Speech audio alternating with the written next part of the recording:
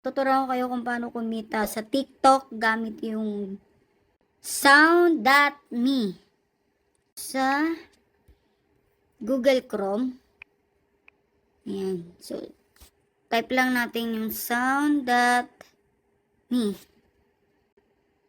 So, ayan guys. Na tayo kay sound.me. So, first, lagay nyo lang yung location nyo kung nasan man kayo naroroon. Ayan. So, yung mga bansa na yan is available na si sound.me sa kanila. And then, itong 10k views, so pwede nyo i-adjust yan to 1 million views. So, depende kung kung ilan inaabot ng TikTok views nyo.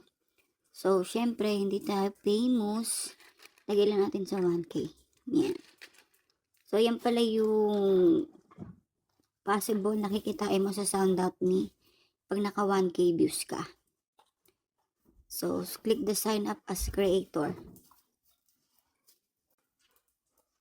And then, basahin nyo lang yan guys. Then, click the authorize. Oh, ayan. So, sabi ko nga, almost 1 month na ako kay sound.me. And then, ayan. May $7 na ako. Pero ito pa lang yung available. So, hindi ko pa siya kukunin. Ipunin ko muna bago kunin. So, paano ba maglagay ng video kay sound.me? So, tuturo ko yan sa inyo guys. So, punta tayo dun sa accepted. Ayan. So, dito guys, pwede nyo pakinggan yung kanta or i-play yung TikTok. So, pag gusto nyo lang siyang pakinggan, click nyo lang tong play button na to. So, tutugtog na siya kung anong klase ng kanta. So, hindi natin patutugtugin kasi baka makapiright tayo. So, kililik naman natin tong TikTok sign. Yan. So, dediretso yan dun sa sound. So, ito yung mga TikTokers na ginamit yung sound ni sound.me na ginawa nila ng sarili nilang video.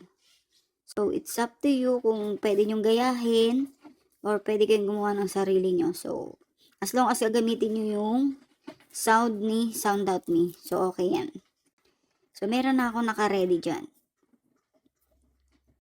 So, ayan guys. So, once na ma-post nyo na yan, so, i-copy link nyo lang yung TikTok na ginawa nyo. Ayan. So, once na ma-copy link na yan, balik tayo sa sound.me.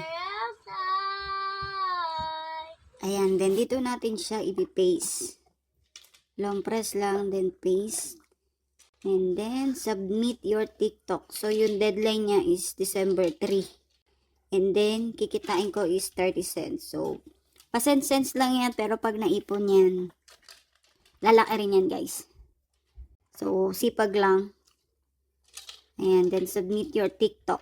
And then, pag wala na siya sa inbox, one accepted, magpupunta siya sa active.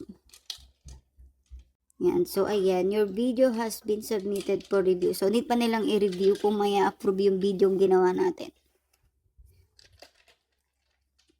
So, guys, reminder lang, bago nyo i-submit yung TikTok nyo, so, need muna nila ng approval. And first, kailangan nyong i-view yung instruction niya.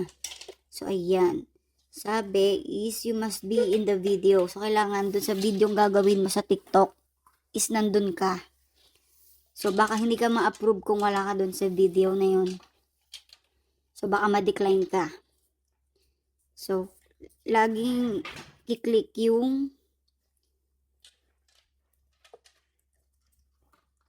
instruction first bago kayo gumawa ng video nyo. And then, guys, yung ibang icon dito sa baba, ayan, pwede nyo pilitin yung itong question mark. Ayan, dyan malalaman nyo kung ano yung mga ni sound.me. Ayan, so yung mga tanong nyo, yan, sasagutin nyo dyan. Pag click nyo yung question mark button sa baba. And then, itong tao na sign na to, ayan ang lalabas. So, click nyo yung settings. So, ayan pa yung mga dapat na fill upan nyo sa inyong personal info. About sa payment, through PayPal lang bigayan dito guys. So, hindi din natin maglagay ng Gmail, dapat yung active kasi doon isi-send ni Sound.me yung bagong campaign.